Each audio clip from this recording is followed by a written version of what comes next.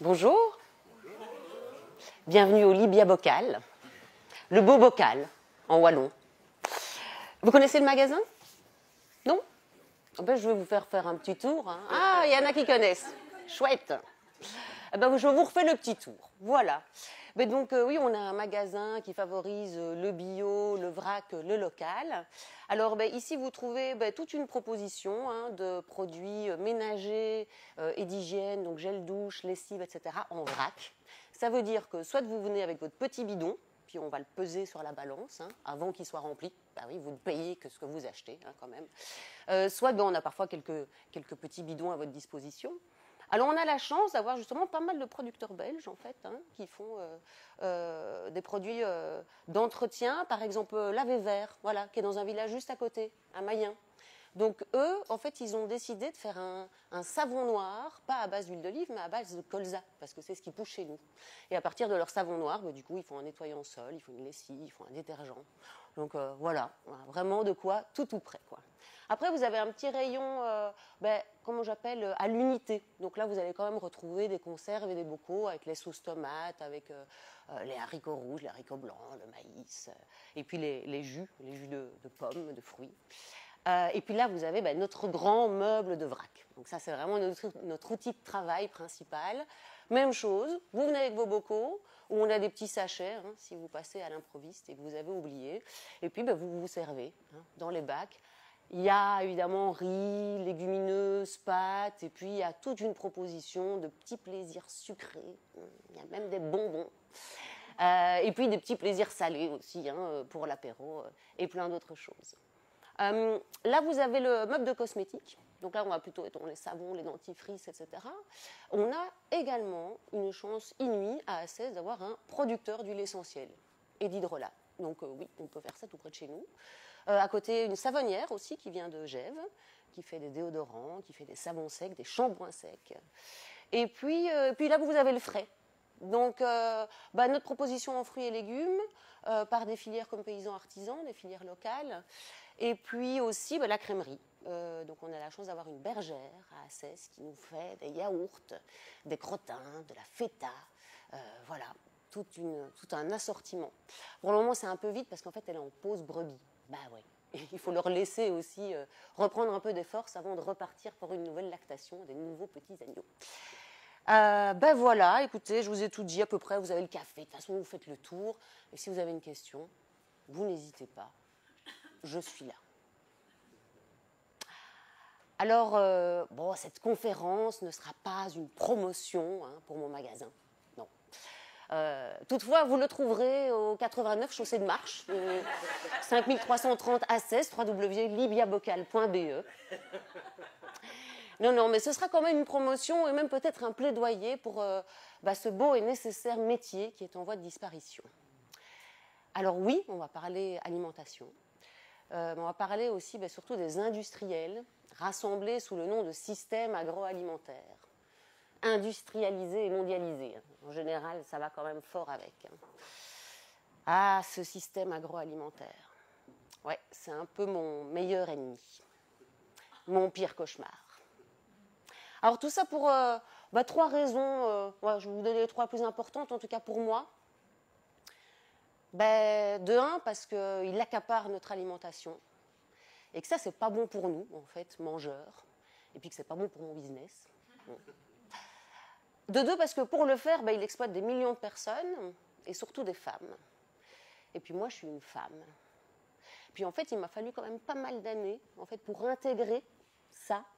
Qu'est-ce que c'est être une femme dans un monde façonné par les hommes? Et donc, ce sera aussi l'occasion d'en parler. Et puis, en 3e lieu, parce que ce système agroalimentaire, il colonise nos corps et nos cerveaux. Alors, qu'est-ce que ça veut dire pour moi, coloniser? Ça veut dire s'incruster dans un pays qui n'est pas le sien, le dominer et en tirer profit. Aujourd'hui, les industriels, ils provoquent, par les produits qu'ils nous proposent, pas mal de problèmes de santé publique, et ils en tirent profit. Et ça, moi, ça me rend malade. Et quand je suis malade, je fais des conférences gesticulées.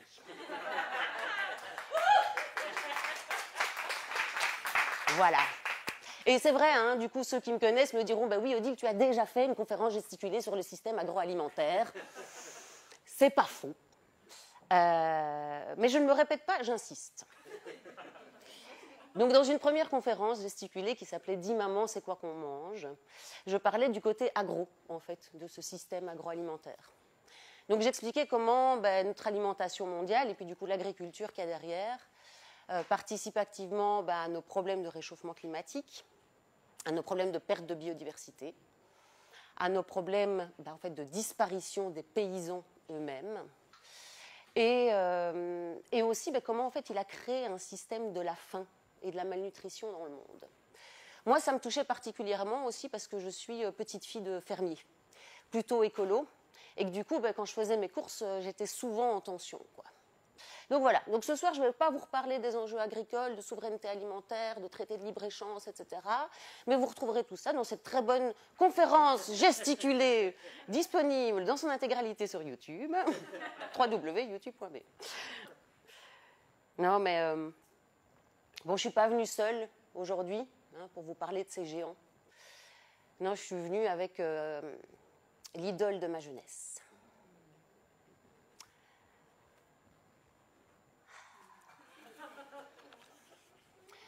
Alors, c'est un objet de la pop culture des années 80.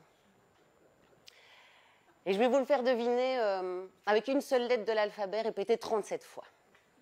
Vous êtes prêts ?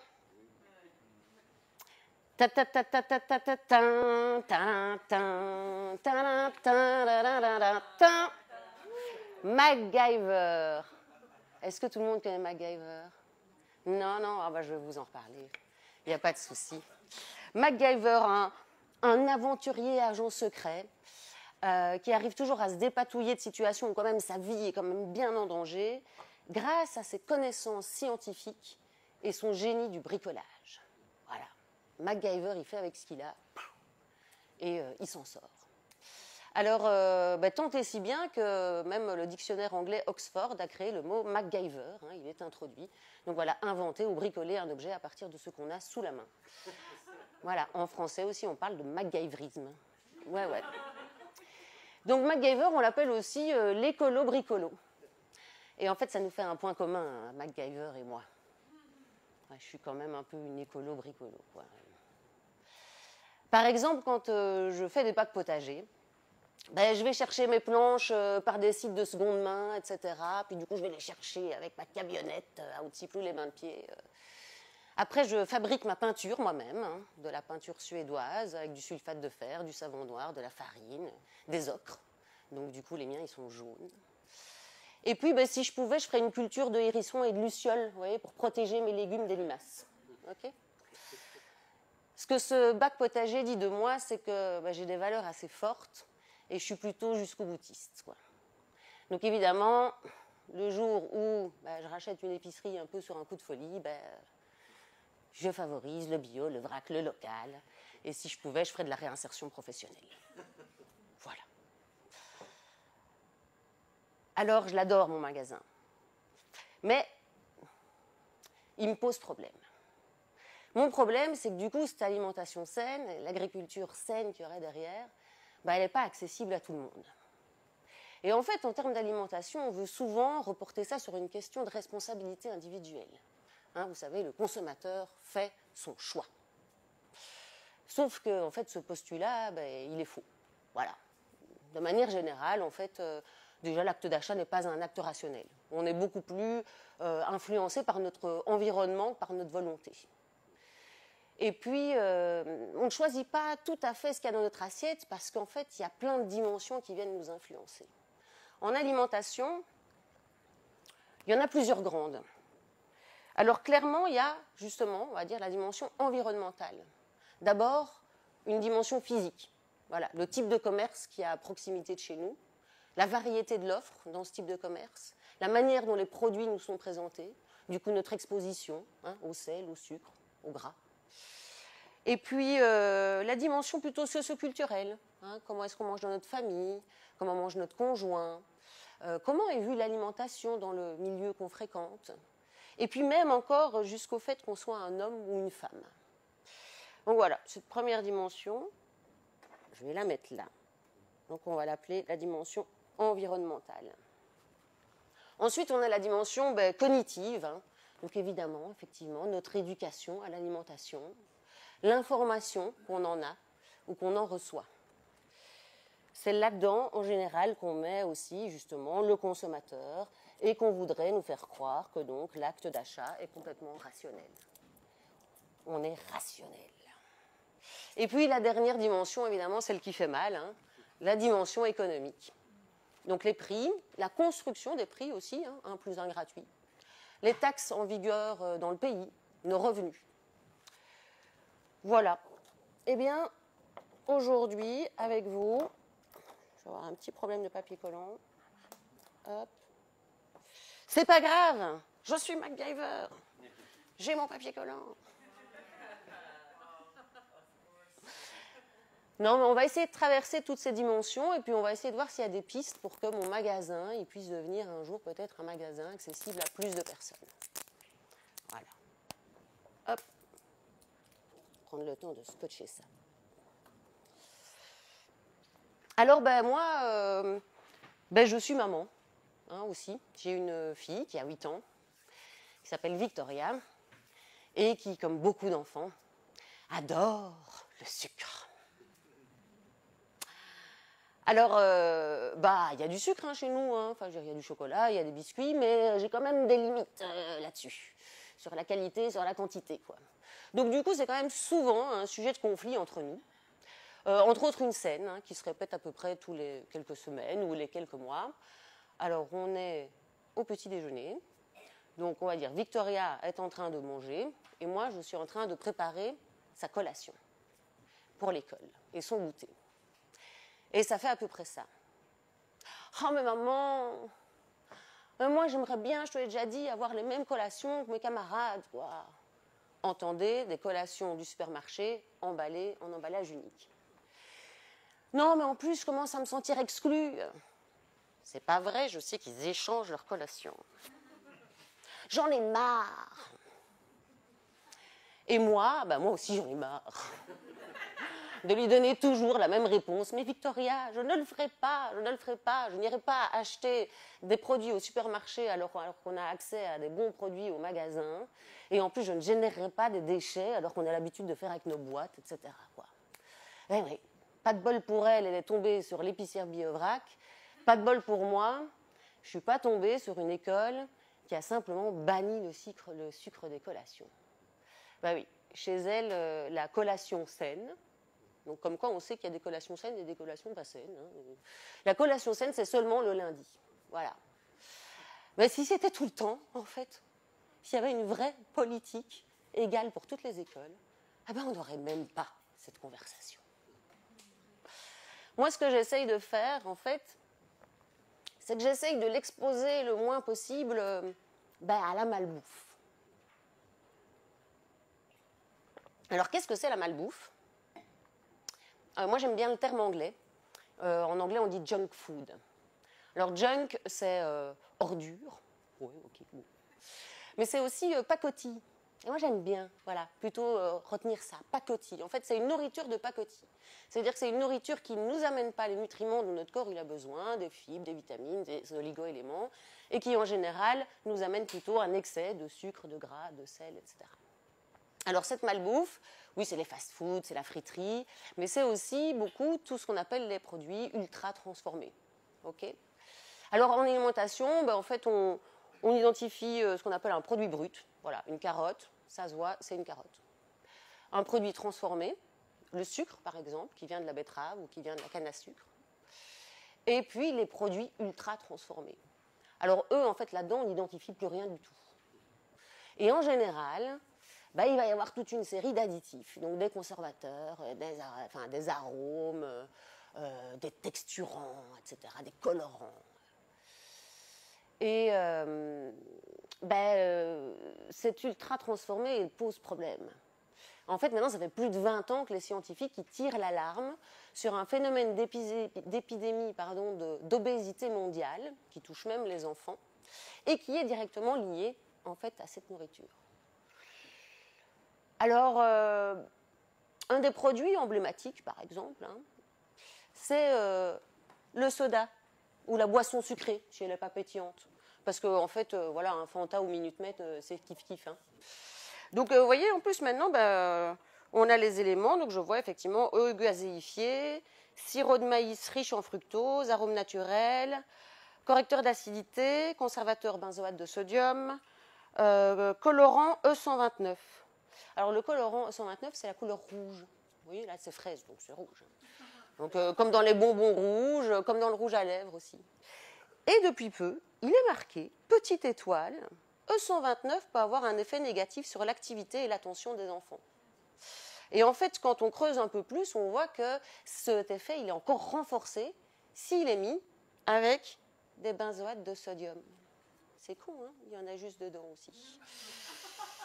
Donc voilà, donc ça c'est une petite bombe, vous voyez, qui a un effet direct sur le cerveau de nos enfants. Le nôtre aussi, hein, attention. Hein. Et donc ce produit contient des OGM, ne contient pas de fruits. Voilà, il y a peu, ça n'existait pas, mais maintenant il est marqué. Hop là. Bon, alors je vais quand même vous faire cette petite démonstration.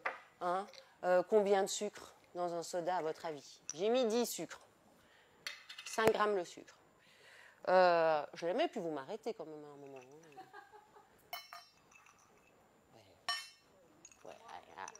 4, 5, stop, 6. Allez, il y a encore quelques-uns qui veulent avancer. Encore. Oh. Ouais. On est entre 7 et 8. On est entre 7 et 8. À peu près 40 grammes de sucre. C'est pas mal. En fait, sur la canette, je vous ai lu le deuxième ingrédient. Sirop de maïs riche en fructose. C'est quoi ce truc? Ce truc, je vais vous le présenter à travers un docteur endocrinologue qui en parle, lui, très très bien. Il s'appelle Robert Lustig. Bah ouais. Pas de sa faute. Mais du coup, chaque fois que j'ai Lustig, il perd un peu en crédibilité. C'est comme ça. Donc lui, il a écrit « Sucre, l'amère vérité ». Bon, le sous-titre, comment le sucre et les aliments industriels nous rendent gros et malades, comment sauver notre santé. Robert Lustig, donc lui, il travaille dans une clinique, justement sur l'obésité infantile. Il est endocrinologue, ça veut dire quoi? Ça veut dire qu'en fait, lui, il est bien conscient que notre corps, il est fait d'hormones, qu'on a des hormones de l'appétit, on a des hormones de la satiété.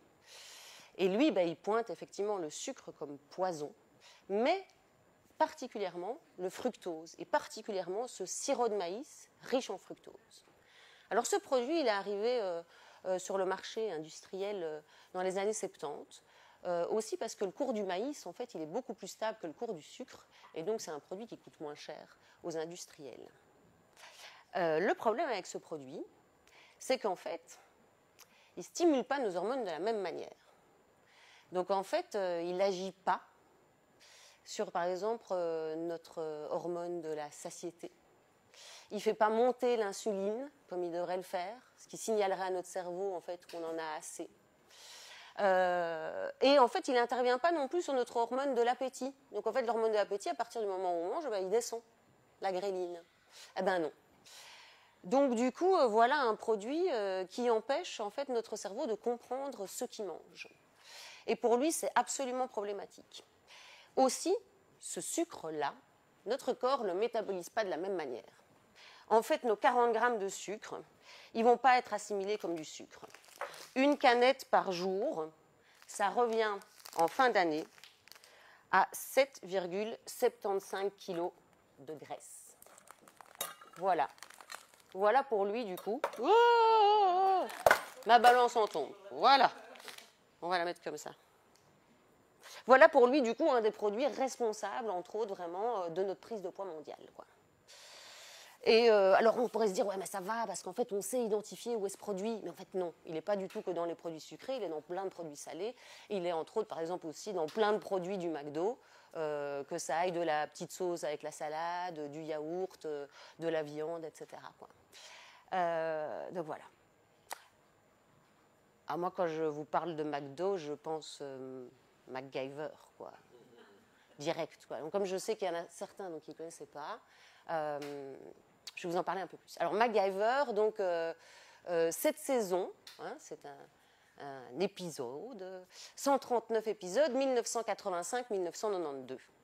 Alors au début, il est agent secret donc pour le gouvernement américain, et puis c'est vite évacué hein, pendant la première saison, et puis il devient plutôt effectivement un agent humanitaire, etc., pour une fondation qui s'appelle la Fondation Phoenix, qui est quand même toujours liée au gouvernement, mais voilà, on évacue un petit peu plus la question politique directe, quoi. Alors MacGyver, c'est un héros qui ne tue pas. Comme je vous ai dit, ses armes, lui, c'est la science. Voilà, c'est la science, son génie du bricolage, et puis il a un accessoire. Avant que je le sorte, il y en a qui savent le dire? Le couteau suisse. Le couteau suisse est exactement celui-là, hein, modèle Tinker de chez Victorinox. Voilà. Je me souviens, quand j'étais petite, mon frère en avait un. J'aimais beaucoup, parce que regardez, il y a même il y a un petit cure-dent. Ah non, c'est une pince à épiler! Oh, il y a une petite pince à épiler, il y a de quoi recoudre, etc. Enfin, c'est génial. Son couteau suisse, avec ça qu'il va pouvoir effectivement se sortir des situations compliquées. Donc je vous disais, il ne tue pas, il n'y a pas de sang. Et il a 3 techniques qu'on retrouve à peu près dans chaque épisode.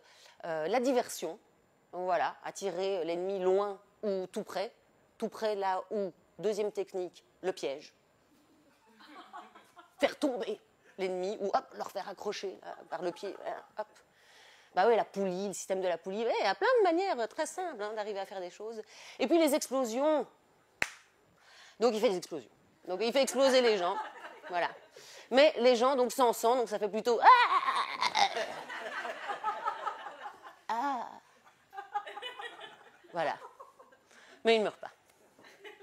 Très bien. Alors moi aussi, hein, je sais faire des explosions.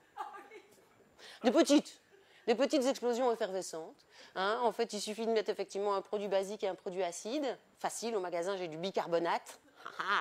Et j'ai de l'acide citrique hein, au lieu du vinaigre. On les met ensemble, on met un peu de maïzena, d'huile d'olive. Hop, petite boule. Et quand on la mettra dans le bain, boule de bain. Bombe de bain. Donc voilà. Ouais, ça, je l'ai appris il y a quelques années quand j'ai commencé à donner des ateliers pour faire soi-même ces produits cosmétiques et d'hygiène. Parce que j'étais très attachée au fait qu'on sache encore faire des choses nous-mêmes.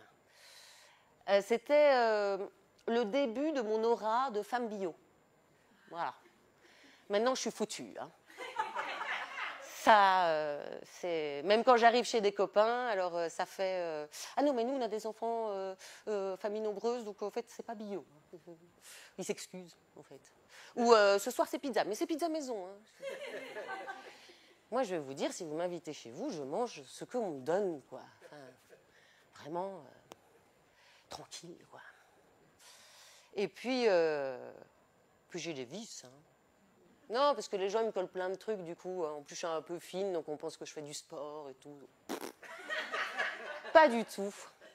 Pas du tout. Donc, histoire de vous bien vous décontracter quand même là-dessus, je vais vous partager mon péché mignon.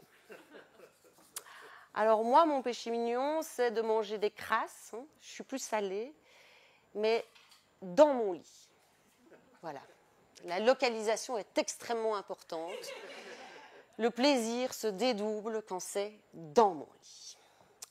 Alors, quand j'habitais à Bruxelles et que j'avais des snacks tout près de chez moi, mon Graal, c'était de manger un durum frites dans mon lit. Ouais. Bon, aujourd'hui, je me rabats sur les chips, quoi. Donc, du coup, comme je ne prends pas de dessert en général, parfois, une fois que Victoria est couchée, je regarde un peu, il y avait un paquet de chips.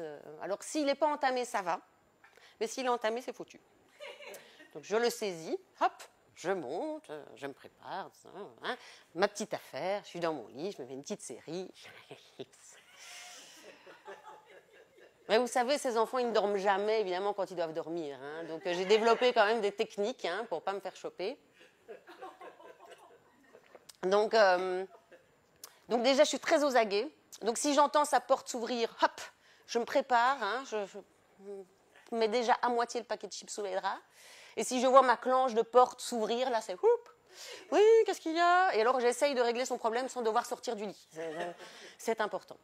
Donc voilà, mais je suis un peu moins bonne dans l'évacuation du paquet. Donc du coup, voilà, je me suis fait Je me suis fait vue. Voilà. Ça a fait « Maman, tu manges des chips dans ton lit !» Voilà. Et là, toute votre éducation part à volo, vos beaux discours, etc. No comment. Ben ouais. Ouais, c'est dur de résister, en fait. Hein. Et c'est normal. C'est normal parce que c'est fait pour. Il y a un journaliste américain qui s'appelle Michael Moss, prix Pulitzer en 2010, donc vous voyez, il prend le temps, il va au fond des choses quand même. Hein. Et pendant 4 ans, il a enquêté sur l'arrière-cuisine de l'agroalimentaire. Et dans un livre qui s'appelle « Sel, sucre, gras, comment les industriels nous ont rendus accros », il nous explique que oui, il y a des optimiseurs de goût. C'est un métier. Le but, effectivement, des industriels, ils ont un mot, hein, ils ne vont pas dire c'est pour vous rendre accro, hein, mais ils ont des mots comme irrésistibilité, comme plusitude. En anglais, c'est more richness. Donc on voit bien, c'est plus, plus. L'idée, c'est bien de nous en faire manger plus. Et ces optimiseurs de goût, en fait, eux, ils vont chercher la bonne recette qui fait que notre cerveau reçoit un message de satisfaction, la bonne dose de sucre, de sel, de gras, mais pas un message de satiété. Voilà, on y revient. L'idée, c'est qu'on aime les produits, mais on n'a pas besoin de les aimer beaucoup, on a besoin d'avoir envie d'en remanger. Il nous explique aussi que ça fait longtemps, en fait, hein, que les industriels font ça et qu'ils en sont conscients, puisqu'on a une première réunion des 8 grandes marques américaines, hein, on appelle ça la réunion de Minnesota. Je ne sais plus, je vous le dirai, j'ai oublié tout d'un coup. Oui, entre autres, on y reviendra. Et là, voilà, ils se rassemblent sous la demande des scientifiques, justement parce qu'on commence à parler des problèmes de santé publique. Et ça va aller assez vite. Hein. Cette réunion, elle va être close dans les 10 minutes, parce que l'un d'eux va dire on ne va pas gâcher les bijoux de famille et changer nos recettes pour quelques mecs en blouse blanche qui se soucient d'obésité. Voilà. 1999, Minneapolis. Réunion de Minneapolis. Business is business. Alors moi, ce business is business, j'ai voulu le personnifier un peu. Voilà, je vous présente Bobby. Voilà, c'est Bobby. Bobby fait sa loi. Bobby, c'est le business. Et en fait, Bobby, il n'a pas besoin qu'on soit tous accros. Hein. Bobby, il a une stratégie commerciale qui s'appelle le 80-20. Donc lui, il a besoin que 20% de ses consommateurs mangent 80% de ses produits. Donc on va faire quoi? 1, 2, 3, 4, 5. Ah, voilà, clair. Désolé, c'est pour toi. Toi, tu seras le consommateur, peut-être un peu fragile, effectivement, qui va être poussé à manger toujours plus. Et ça va faire le pognon de Bobby. Alors, désolé pour toi, tu risques effectivement de devenir accro au sucre. Oui. Et donc, il faut savoir que chez les accros au sucre, on voit s'activer dans le cerveau les mêmes zones que les accros à l'alcool, à la drogue, etc. On a même vu effectivement dans des études que les souris préféraient le sucre à la cocaïne. Voilà. Alors, oui. Il faudra que tu viennes un peu plus souvent au Libia Bocal. Voilà. Non, mais donc du coup, vous comprenez que moi, je suis vraiment déjà... En fait, je me sens chanceuse de ne pas être attirée trop par le sucre, quoi. Enfin, surtout que j'en ai autour de moi tous les jours, quoi. Et que c'est facile. Chez moi, c'est des bacs et des pots. Donc, il y a un petit coup de mou. De temps en temps, je ressens, je suis là. L'impression que j'ai besoin de carburant ou de réconfort. Hop. Et puis, un petit bonbon. Voilà. Ouais. Oui, l'alimentation, elle a aussi un aspect émotionnel. Une personne sur 5 en Belgique a des troubles alimentaires et ce n'est pas toujours dans le sens de l'excès. Hein. Le panel est très large. Hein. Et moi, par exemple, il y a 6 ans, j'ai perdu 10 kilos en 1 an, sans rien faire. Enfin, sans rien faire. Je faisais un épuisement. Bon. Mais ouais, en fait... j'étais trop fatiguée, je crois, pour manger le soir. Et puis moi, j'ai besoin, en fait, d'avoir le temps de manger. J'ai besoin d'arriver à table en étant un peu détendue. Si je dois manger sur un coin de table comme ça pour me nourrir, eh ben, en fait, je risque de pas le faire. Donc voilà, j'ai perdu 10 kilos aussi, je pense parce que j'étais passée de femme à mère. Hein, et puis quand on devient mère, on devient un peu en même temps mère du foyer, voyez. Et puis tout d'un coup, notre temps de charge quotidienne, comme ça, il explose. Et je pense que j'ai aussi perdu tous les petits kilos de confort que j'avais en fait avant dans ma vie, quoi. Ce qui est intéressant quand même sur cette idée de revoir cet épisode, c'est qu'en fait les gens ils me complimentaient plutôt par rapport à ma perte de poids. Ben ouais, hein, ça m'allait bien. Il a quand même fallu attendre, je sais pas moi, 6-7 mois avant que mes potes ou ma famille me disent « T'irais pas faire une prise de sang ?» Mais en fait, cette perte de poids, elle était signe que j'allais pas bien. Mais, sociétalement, c'est plutôt accepté. Sans doute plus, en tout cas, que si ça avait été l'inverse. En fait, nous, en tant que femmes, on reçoit une injonction de minceur. Alors, c'est quoi une injonction ? Une injonction, c'est comme un petit ordre chuchoté, comme ça, par la société, par les normes sociales. Notez bien qu'en fait, on ne l'entend pas. Et puis, le jour où on se rend compte qu'effectivement, ce n'est pas spécialement une décision de notre part, et puis on la voit, on l'entend, et puis là, on sait que c'est une injonction. C'est un ordre qui nous est fait. Et c'est vrai. Donc voilà. L'alimentation, elle est différente pour les hommes et les femmes. Le rapport au poids est différent pour les hommes et les femmes. C'est une journaliste passionnée de cuisine qui nous en parle dans 2 livres. Elle s'appelle Nora Bouazani. Elle a écrit d'abord Féminisme, et puis Sexisme. Alors là-dedans, elle nous explique que, statistiquement, en fait, les femmes mangent plus de compotes, de salades, prennent plus d'oligo-éléments, et que les hommes mangent 2 fois plus de viande et consomment 3 fois plus d'alcool. Alors je les plains, hein. Enfin, je veux dire, je les plains aussi. Eux aussi, c'est une injonction, en fait, à une espèce de virilité comme ça. Et c'est vrai, hein. Enfin, je veux dire, quand notre foot, quand même, hein, qui est quand même un bon domaine qui rassemble une espèce de masculinité. Notre foot, notre D1 s'appelle la Jupiler Pro League. Notre championnat s'appelle la Crocky Cup des chips. Je savais pas que le sport, c'était la bière et les chips. Faudra en parler aux sportifs. Enfin voilà, quoi qu'il en soit, en fait, quand on questionne les femmes sur leur poids, effectivement, elles ont tendance à le surestimer. Elles vont toujours dire qu'elles ont quelques kilos en trop. Quand on pose la question aux hommes, ils ont tendance à dire que ça va, mais qu'ils pourraient être plus musclés. Voilà, virilisme. Cette différence, du coup, elle fait aussi que, 4 personnes sur 5 au régime sont des femmes. Et puis que, quand on est obèse ou en surpoids, en tant que femme, ça déclasse. Voilà. Ça déclasse sur le marché de l'amour, mais ça déclasse parfois aussi sur le marché du travail. Ouais. Parce qu'en fait, on va venir nous accoler pas mal d'incompétences. Hein. Des incompétences de volonté, des incompétences nutritionnelles. Alors, un homme pauvre, voilà, l'obésité, ça déclasse aussi. Par contre, un homme riche, Bobby, l'obésité, ça déclasse pas. Voilà. Bobby, regardez, voilà, Bobby, c'est un bon vivant. On n'est pas traités tous à la même enseigne. Hein.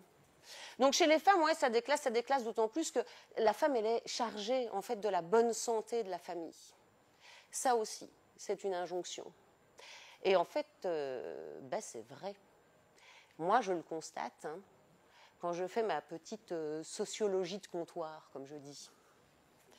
Quand je suis au magasin, et puis que je vois passer mes clients. Alors, c'est clair, je pense que 90% de ma clientèle sont des femmes.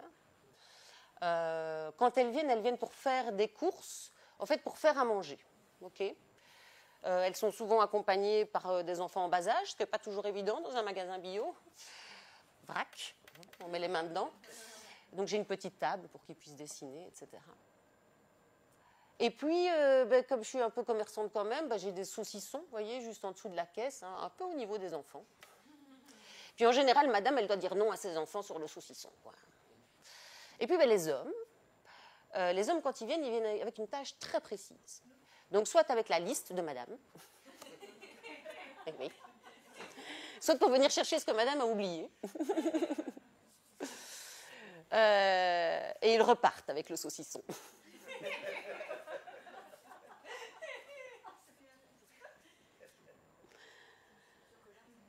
En termes bah oui, de la charge, on va dire, domestique qui concerne l'alimentation, 80% repose sur les femmes.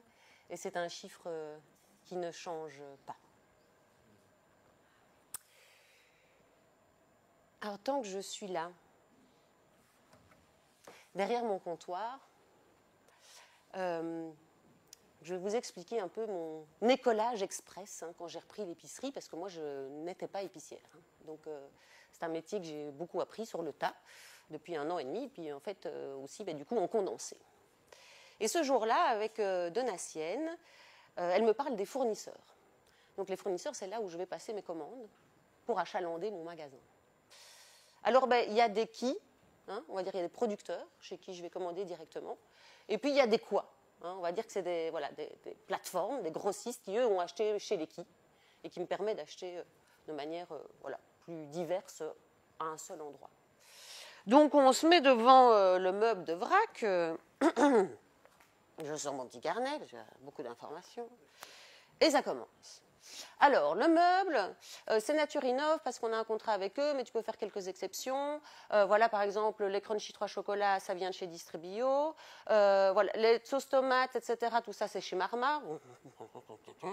C'est des noms. Mais tu as aussi, donc, paysans, artisans pour le frais, mais tu peux aller chez le local parce que normalement, chez eux, il n'y a pas de manquant. Ça veut dire que je devrais recevoir ce que j'ai commandé. Ce serait pas mal, mais bon. Voilà, alors, des fournisseurs, et puis on passe au meuble de cosmétiques, et puis elle me dit, là, donc les huiles essentielles, c'est Nicolas Bette, son numéro est dans le téléphone. Tu as le café, là, de Monsieur Mossia, suffit de lui envoyer un mail, il te livre 3-4 jours après, il est dans un autre village tout près. La savonnière, elle a un temps partiel aussi, encore dans un autre boulot, donc il faut quand même que tu prévois au moins 1 semaine. Tous les numéros sont là. Et puis on arrive à un produit, à une autre marque, et je vois que Donatienne est embêtée. Elle me dit, eux, voilà, nous on avait décidé qu'on allait arrêter avec eux. Elle me dit parce qu'en fait, ils ont maintenant décidé d'aller chercher aussi les pharmacies, les grandes surfaces, donc ils vont être distribués dans ces endroits-là aussi. Et du coup, en fait, ça n'a plus beaucoup de sens qu'on les ait chez nous. Quand tu te dis, pourquoi ça n'a plus de sens? Elle me dit, parce qu'au départ, la culture de l'épicier indépendant, c'est justement de permettre à des producteurs qui n'avaient pas la place, pas le volume dans la grande distribution, de trouver des points de vente. Et puis nous, ça nous faisait des produits qu'on vendait un peu en exclusivité, et c'est aussi ça que nos clients y recherchaient. Donc elle me disait, tu feras ce que tu veux, tu décideras. En fait, ce jour-là, ce qu'elle m'explique, c'est effectivement la mission, le sens. Pourquoi est-ce qu'un jour, il y a des gens qui se sont dit, moi j'en ai marre et je vais monter une épicerie bio? J'étais très contente de recevoir ça.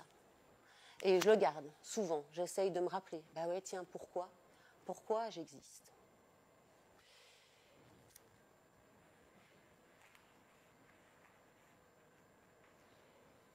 Dans le système agroalimentaire, c'est totalement le contraire de ce que j'appelle, moi, cette biodiversité de la production locale. Dans le système agroalimentaire, on est dans la concentration.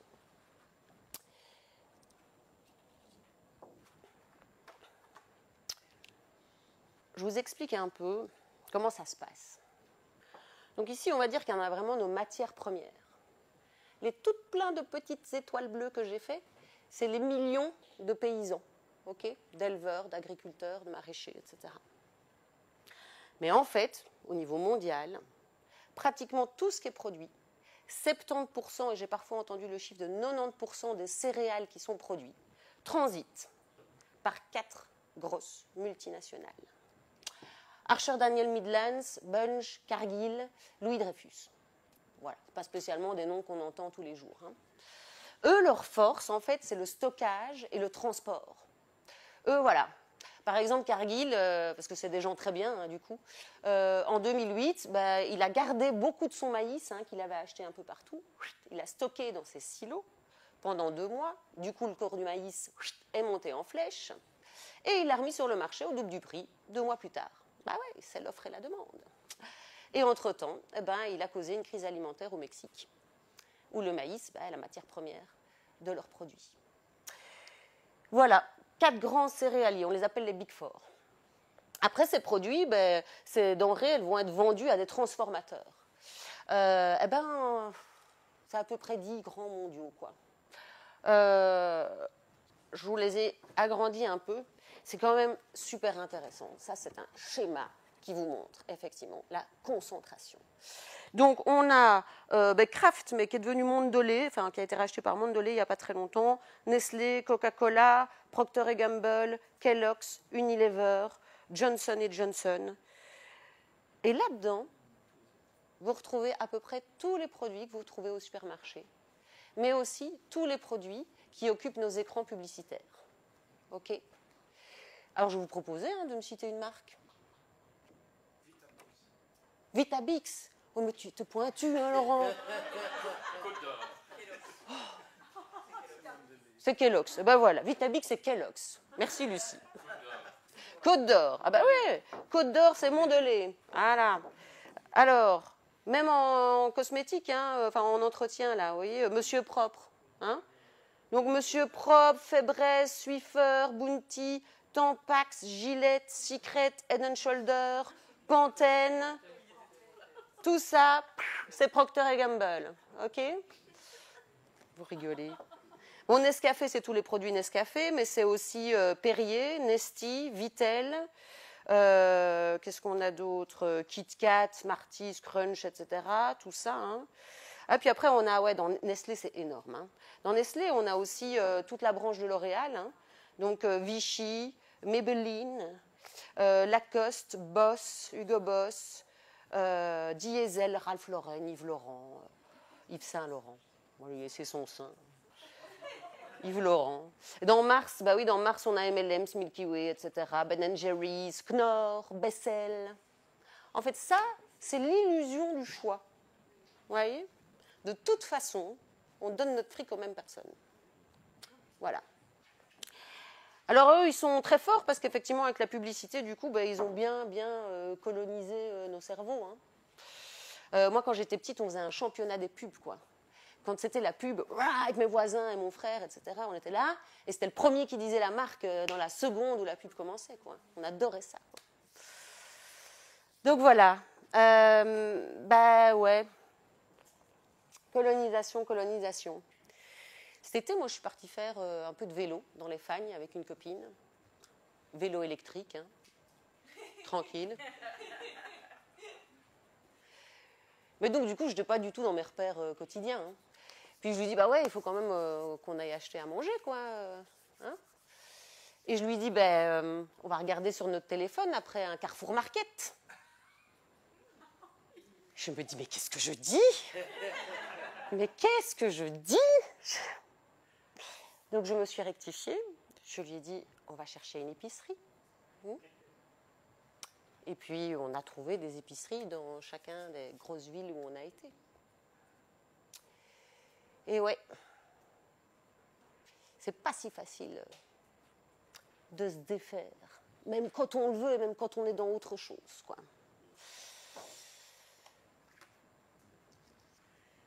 Les derniers, c'est évidemment la grande distribution. Hein. Donc tous ces produits, je vous l'ai dit, se retrouvent donc dans les supermarchés. Par pays, on va retrouver 5-6 enseignes qui occupent à peu près du coup tout le réseau de la grande distribution. Alors eux, leur arme, c'est évidemment les marques, hein, la pub et les promos, hein, les prix, et puis leur image. Il faut savoir que quand même la grande surface, elle a bénéficié pendant des dizaines d'années d'une très belle aura, quoi. Hein. Entre autres, ils aiment bien se faire passer pour des grands pourvoyeurs d'emplois. Voyez. Or, il y a une étude de la Chambre de commerce de Paris. C'est Christian Jacquiot qui en parle dans son livre qui s'appelle « Les coulisses de la grande distribution », qui nous dit que pour un emploi précaire créé dans la grande distribution, ce sont 3 à 5 emplois qui disparaissent.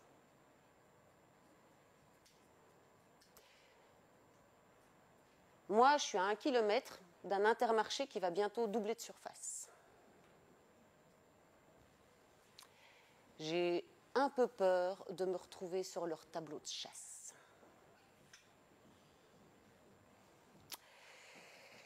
Alors, de temps en temps, j'ai besoin de causer. Et en fait, il y a une ligne d'appel de soutien aux indépendants en détresse. On a droit à causer de temps en temps. Donc, je vais essayer de les appeler, là. Alors, mes petites cartes, alors ça, c'est ma carte. Libia Bocal, Odile Ramelot, dirigeante. Mon propriétaire, mon loyer, ma comptable, mon banquier, le crédit, mon assureur, mon courtier en énergie, le gars du terminal bancaire, la banque liée au terminal bancaire, bande de voleurs, le secrétariat social pour mes salaires, la médecine du travail pour mes employés, le contrôleur pour ma balance, la SABAM pour la musique qui passe, l'AFSCA pour la sécurité alimentaire, celui qui trappe les nuisibles pour les mythes et les rats. Ah, impasse pour l'impasse. Non, impasse dans l'impasse. Ligne d'assistance téléphonique. Ah non, j'ai déjà consommé mes 3 appels. Bon. Mais on rabatte sur celle-là, elle est comique. Cauchemar à l'épicerie. On va essayer de les appeler. J'ai pas de téléphone. Est-ce que quelqu'un a un téléphone à me prêter? Merci Isabelle. Alors, cauchemar à l'épicerie. Ok. Excusez-moi, mais il faut que je règle un peu mon angoisse. Ah, bonjour. C'est un choix multiple, là, vous voyez. Si vous êtes un homme, tapez 1. Si vous êtes autre chose, tapez 2. Je vais taper 2. Hein.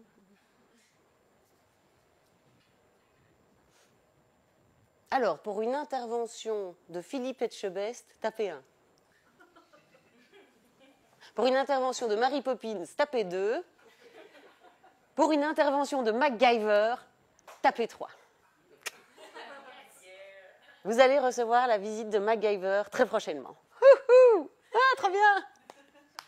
Quelle bonne nouvelle! Je vais rencontrer mon idole. Ah, faut que je me prépare. Je ne vais pas l'accueillir comme ça. Attendez, parce que j'ai mon sac d'aérobic là. Mais non, c'est pas vrai. Je vous ai dit que je faisais pas de sport. J'ai une soirée années 80 demain. Ça tombe bien. Et c'est quoi pour vous la vestimentaire des années 80? Le fluo. Alors, le fluo, je l'ai. Le fluo. Et puis, il y avait quoi aussi? Ah ouais, le bandana. Yep là. Attendez, on va faire gaffe au micro. Ah, le bandana. Je l'ai. Le bandana, je l'ai.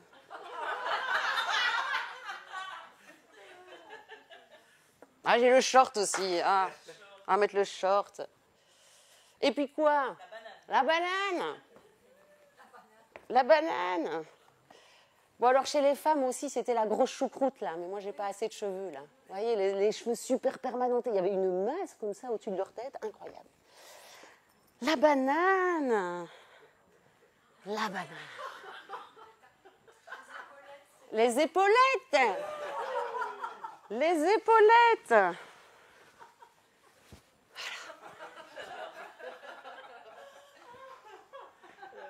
Je crois que je suis prête à recevoir MacGyver. Alors dans MacGyver, quand il allait être en contact avec une femme, en général, il y avait un petit coup de saxo, oui, dans la bande son. Est-ce que quelqu'un peut me faire un saxo pour appeler MacGyver?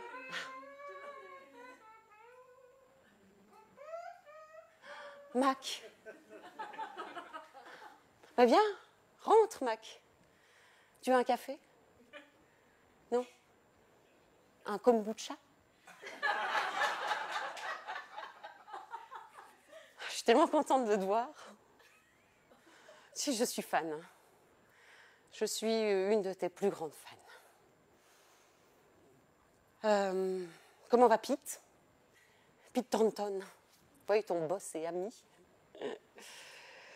Eh bien, Mac, est-ce que je peux t'appeler par ton vrai prénom? Non, parce que moi, je connais ton vrai prénom, je sais. Il l'est dit une fois dans la saison 7. Oui, je peux? Angus. Comme la viande bovine écossaise.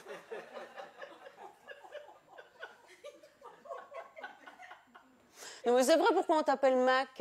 MacGyver, c'est ton nom. Enfin, je veux dire, c'est comme si chez nous, Van Pieperzel, on l'appelait Van. Enfin, c'est pas très... Bon, ça passe mieux Mac hein, que Van, hein, je suis d'accord. Ah, Mac, tu sais, en fait, moi, ce que j'aimais chez toi, c'est que t'étais gentil. T'avais un sourire. Dès que tu souriais, on savait que t'étais gentil. Et puis, en fait, tu te faisais des amis partout. Voilà. Tu adoptais les gens tels qu'ils étaient, et puis eux, ils faisaient la même chose, et puis tu étais loyal en plus. Ouais. Tu étais vraiment mon héros. Aujourd'hui, j'ai besoin de toi. En fait, je crois que le système agroalimentaire veut ma peau. Et je ne comprends pas pourquoi mes politiciens, ils ne me protègent pas. La même chose en tant que mangeuse, en fait.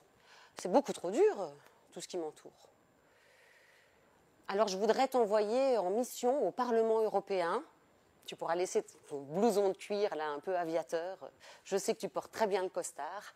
Te faufiler et me ramener des infos. Tu dois faire exploser personne, hein? Enfin, pas pour le moment. T'es d'accord? Ouais? Merci, Mac. Comment je fais pour t'appeler? Je t'appelle. Ok. Merci. C'est une chance quand même, hein. Rencontrer son idole. Bon, c'est pas tout ça, je vais me déshabiller parce que si j'ai un client qui arrive, encore passé pour des fous là. Déjà que les épiciers bio, parfois, un copain il me dit non, mais je trouve que ça sent toujours le mouton. Enfin, genre comme si on portait tous des pulls en laine. Mais qu'est-ce que c'est que cette affaire, quoi?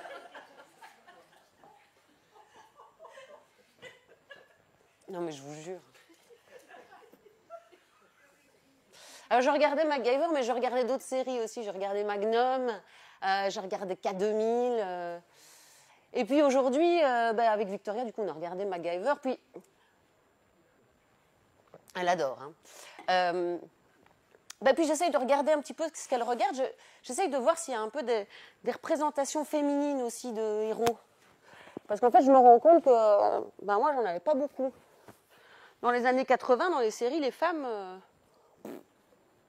Alors oui, en binôme avec un homme, hein, pour faire détective, ou pour les séries familiales, où c'est la maman, en général, un peu casse-couille. Donc voilà, mais des vraies héroïnes malines, qui n'ont pas peur, il n'y en avait pas tant que ça.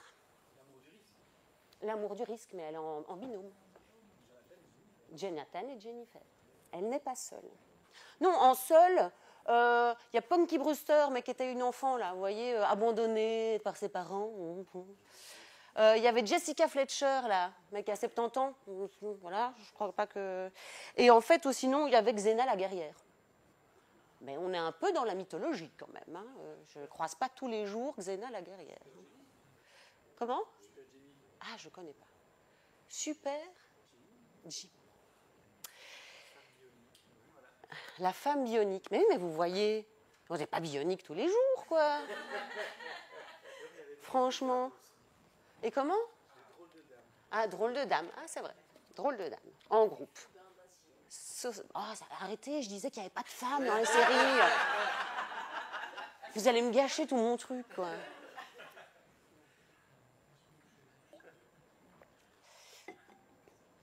Ouais, je vous disais, il m'a fallu quelques années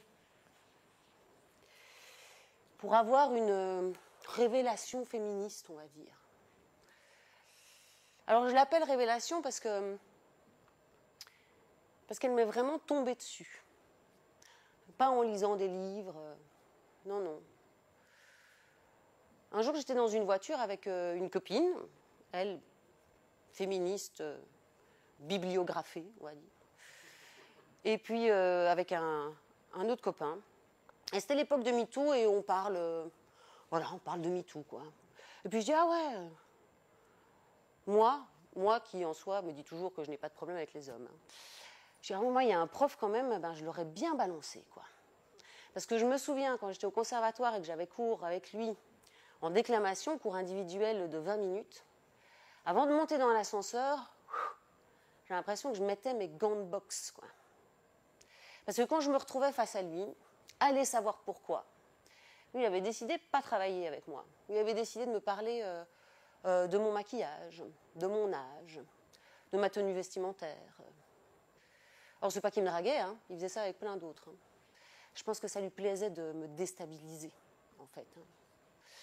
Puis je parle du coup d'un autre prof, parce que ça me fait penser à un autre prof en traiteur, qui demandait un peu qu'est-ce que vous pensez de ce qu'on a fait. Puis je dis, bah, moi je trouve qu'il y a tellement de fromage, en fait, qu'on sent plus que ça, quoi.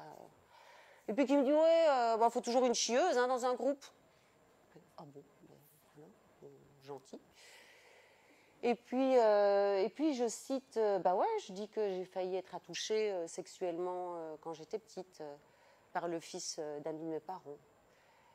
Puis je parle de ce directeur de centre culturel quand j'étais jeune diffuseuse et qui m'avait fait oh, vous êtes bien jeune pour faire ce métier. Et que je pense pas qu'il aurait dit à un homme. Et en fait, bah, je balance, comme ça. Puis quand j'arrête, bah, c'est un grand silence dans la voiture. Et puis ce grand silence, en fait, il me permet d'entendre ce que je viens de dire.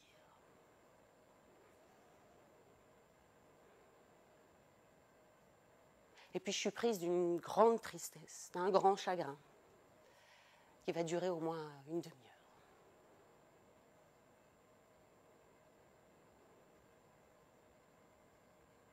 Depuis, j'ai à cœur de visibiliser toutes les exploitations des femmes. Alors, le système agroalimentaire, c'est aussi un endroit pour en parler.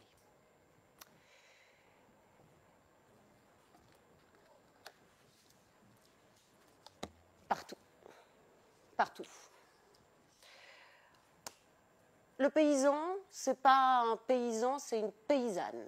2/3 de la production mondiale, il est produit par des femmes. Elles travaillent en moyenne plus que leur mari, plus les tâches domestiques. Dans tous les pays. Dans les pays du Nord, elles ont en plus un plafond de verre qui ne leur permet pas en fait, de développer leur activité, c'est-à-dire pas d'accès à des crédits. Voilà. Et bah, chez nous, mes grands-parents, ils étaient paysans, donc les deux, des deux côtés. Donc moi, j'ai toujours vu mes grands-mères et mes grands-pères en fait tenir leur ferme ensemble. Il faut savoir que mes grands-mères, elles n'ont jamais eu de statut. Hein, elles ont pris leur retraite dans les années 80 et en fait, le statut de conjoint aidant, il est arrivé fin des années 90. Il faut aussi savoir que dans toutes les paysannes, hein, c'est les premières à souffrir de malnutrition et de faim dans le monde. Dans la transformation, ben, les usines sont remplies de femmes hein, qui travaillent à la chaîne. Et puis ben, dans la grande distribution, ben, ce n'est pas un secret, hein, le caissier est plutôt une caissière. Avec ben, des salaires plutôt précaires, des horaires découpés, du travail le week-end.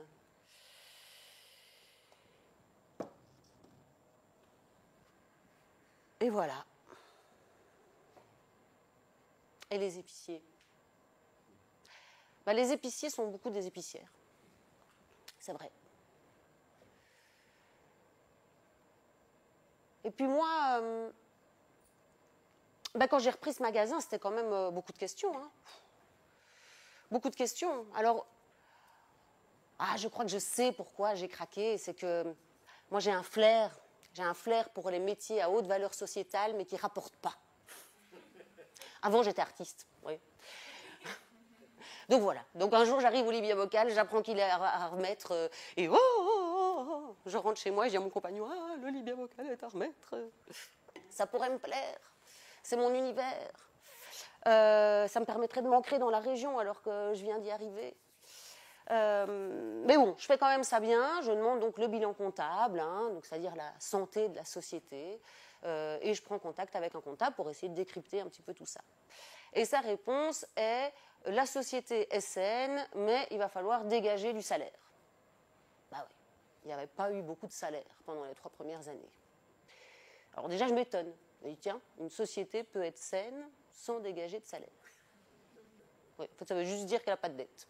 Voilà, c'était des bons gestionnaires, ils ne sont pas payés, mais ils ont payé les autres. C'est déjà sympa. Et pourtant, ben, ça ne m'arrête pas. Bah non, je me dis, c'est pas grave, je sais, les indépendants, il faut être innovant et dynamique, c'est des caractéristiques que j'ai, je suis innovante et dynamique, et puis moi, ben, je vais me laisser le temps de développer ce magasin, mais je ne vais pas m'exploiter. Donc on décide avec ma comptable que la première année, on me payera 1000 euros. Moins 300 de cotisation. La deuxième année, on me payera 1400 euros, moins 300 de cotisation. Et la troisième année, on me payera 1400 euros, mais toute l'année. Parce que sur la deuxième, il y a des petits trucs de subside. Enfin, bon, bref. Moins 300 euros. Mais je ne serai pas martyr de moi-même. Hein. Non, non, non, non. Moi, je ne m'exploite pas. Je me laisse 3 ans pour développer le magasin.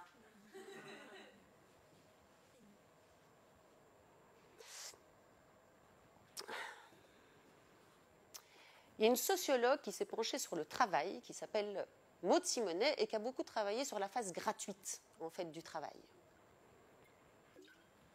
Ce qu'elle nous dit, c'est que dans plein d'endroits, et de plus en plus, il y a un déni du travail, comment dire, au profit de valeurs. Donc effectivement, la valeur de l'engagement, hein, voilà, pour les épiciers, mais aussi pour les producteurs de manière générale.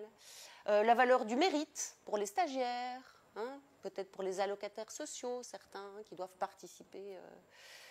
La valeur de l'amour, par exemple, en ce qui concerne le travail domestique.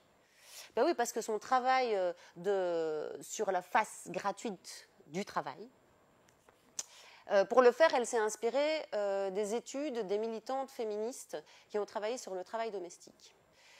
Effectivement, se dire, tiens, si le travail domestique était rémunéré, qu'est-ce qu'il représenterait? Eh bien, en France, s'il était rémunéré, il représenterait 30% du PIB français. C'est pas rien.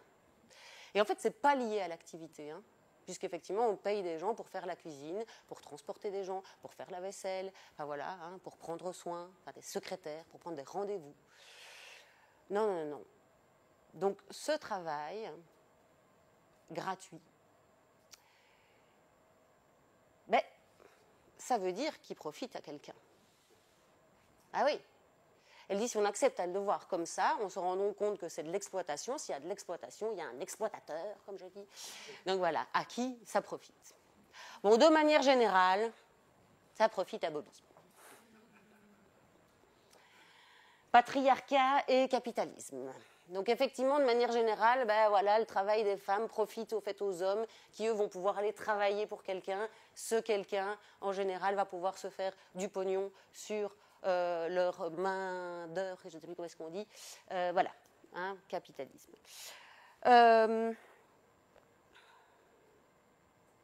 Il est temps que je rappelle Max, du coup. Parce que lui, il a peut-être des infos en plus. Mac? Mac? Ça marche pas. Hein. On va faire. Angus! Au pied! Non, non, non. Vous voulez bien l'appeler avec moi? Genre, on va faire ta ta ta ta ta ta ta. Ça va peut-être le faire venir. Ok, vous êtes prêts? 1, 2, 3. Ta ta ta ta ta ta ta ta ta ta ta ta ta ta. Ah, Mac. Te voilà. Oui, je me suis changée. Alors, est-ce que tu as eu des infos pour moi? Non. Tu n'as pas été au Parlement européen. parce que tu as dû secourir un couple d'aigles royaux qu'un braconneur avait tiré dessus. Ok.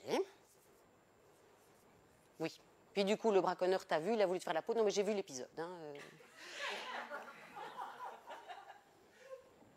Écoute, Mac, moi aussi, hein, je suis pour l'écologie, je suis pour l'humanitaire. Ok. Mais c'est aussi des conséquences, des méfaits du système agroalimentaire. Ok ? On ne peut pas continuer individuellement, toi et moi, à mettre des sparadraps sur les méfaits de Bobby. Tu sais ce qu'il veut, Bobby ? Bobby, au minimum, il veut que les choses, elles restent telles qu'elles sont. Au maximum, il nous veut tous, chacun de nous. Bobby, c'est un ogre.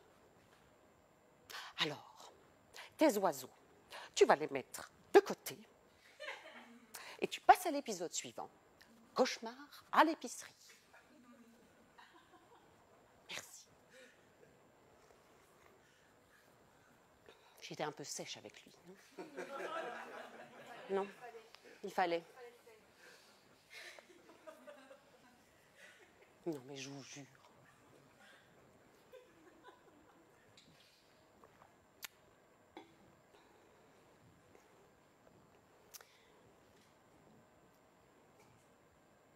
Au magasin,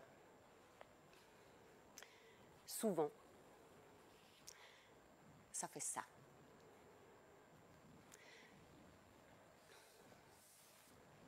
Bonjour Caroline. Oui, mets tes clés ici, comme ça on ne les cherchera pas. Bonjour Olivier. Comment ça va le nouveau job de ta femme ?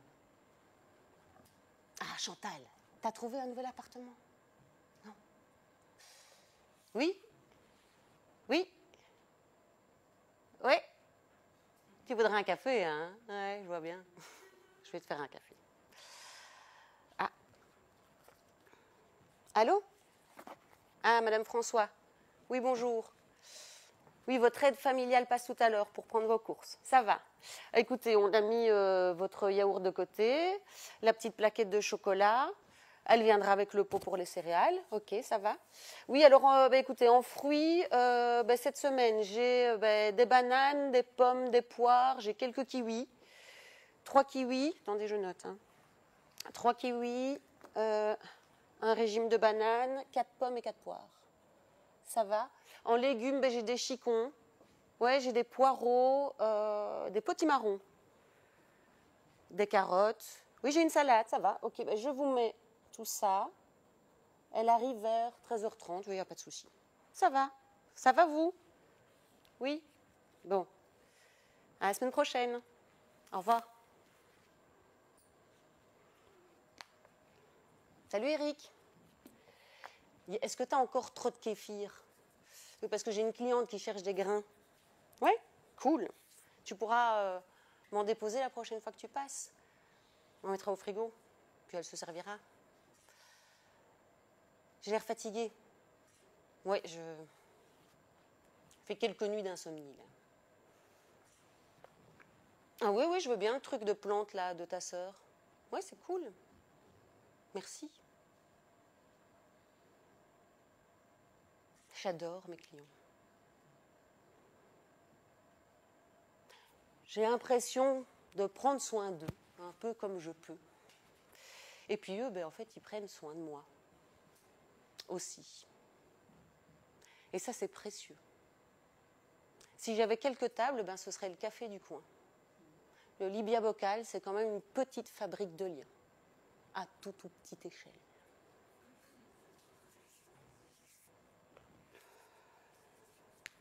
En fait, mes clients, ils viennent pour plusieurs raisons. Alors, il y en a, c'est parce qu'ils peuvent venir à pied, ils sont tout près. Il y en a qui viennent pour des raisons écologiques, pour le vrac. Il y en a qui viennent parce que c'est bio. Il y en a qui viennent consciemment pour défendre un commerce local et des producteurs locaux. En fait, mes clients, vous voyez, la plupart, ils sont là. Ils sont dans la dimension cognitive.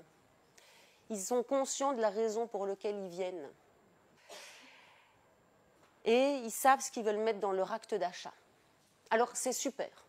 C'est super parce que il ne faut pas oublier ça, c'est vrai, hein, qui disent voilà, acheter, acheter c'est politique, effectivement, à qui je donne mes sous.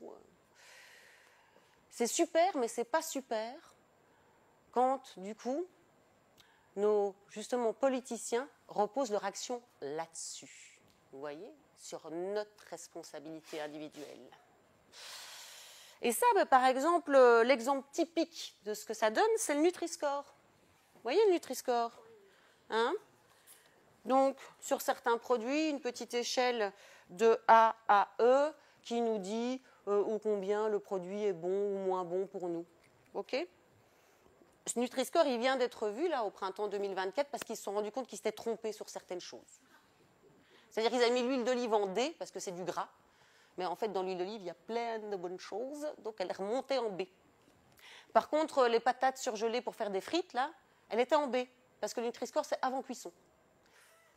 Voilà. Une fois que les patates, elles sont pâtées dans la friteuse, elles sont plus en B. Hein, je vous le dis. Hein. Du coup, ça ne s'est pas fait attendre. Hein. Qu'est-ce qui s'est passé? C'est que là, en septembre, Danone, il a dit j'enlève le Nutri-Score de mes produits. Ben oui, en tout cas de Actimel et de Danonino, c'est les petits Gervais. Oui, parce qu'ils s'étaient fait déclasser. Ah ouais, ils étaient à A, B, ils se sont retrouvés à D, entre autres à cause de la quantité de sucre qu'il y a dedans. Le gros problème du Nutri-Score, c'est qu'il n'est pas obligatoire. Donc du coup, les industriels, au moment où ça ne les arrange plus, on ne le met pas. Voilà, le Nutri-Score, il veut nous rendre responsables de nos achats parce qu'on nous informe quand on veut bien. Bon, je vais rappeler Mac. Cette fois-ci, j'espère que ça va. Hein. On y va? Ouais. Ta ta ta ta ta ta ta ta ta ta ta ta ta ta. Mac. Youhou! Bon alors, t'as été au Parlement européen? Oui. Ah, je suis contente. T'as des infos pour moi alors? Oui. T'as croisé Bobby? Ça m'étonne pas. En fait, c'est un mec sympa.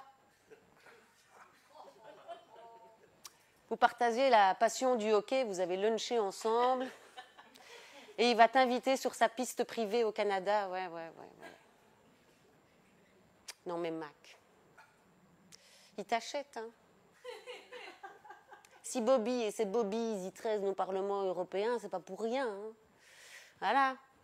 C'est pour faire des potes, hein. Être généreux. Faire voir leur manière de voir, faire pression, orienter nos politiques. Non mais je vois que tu souris. Hein. Pourquoi tu es content? Il va financer ta fondation du hockey pour tous. Non mais c'est n'importe quoi. Oui, oui, il est persuasif. Oui, il est persuasif. Enfin bon, il t'a pas mis un flingue sur la tempe non plus. Hein. Il vaut mieux les avoir de son côté, dans sa poche, que contre soi. Ah oui, voilà. Mac, je pense que ta mission est accomplie. Je pense que je sais pourquoi nos politiciens ne me protègent pas. Il vaut mieux les avoir dans sa poche que contre soi. C'est difficile d'aller se frotter aux industriels. Ok. Je t'avoue, je suis un peu déçue. Hein. En fait, j'aurais dû me dire que l'image que j'avais de toi, elle était certainement teintée de la naïveté de mon enfance. Non, mais c'est vrai, c'est quoi ces héros qui tuent sans sang? Ça n'existe pas. Et puis des héros tout seuls qui règlent tout seuls. Ça n'existe pas. Et puis je ne voulais pas me l'avouer, mais je le sais. Je sais très bien d'où il vient ton Mac. Hein?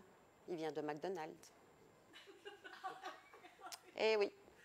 Années 80, explosion du McDonald's, et c'était à la mode de mettre des Mac partout. Donc toi, tu es premier titre, hein, normalement, de MacGyver, c'était MacGuy. Tu es le Mac-mec. Il va falloir qu'on rompe, Mac.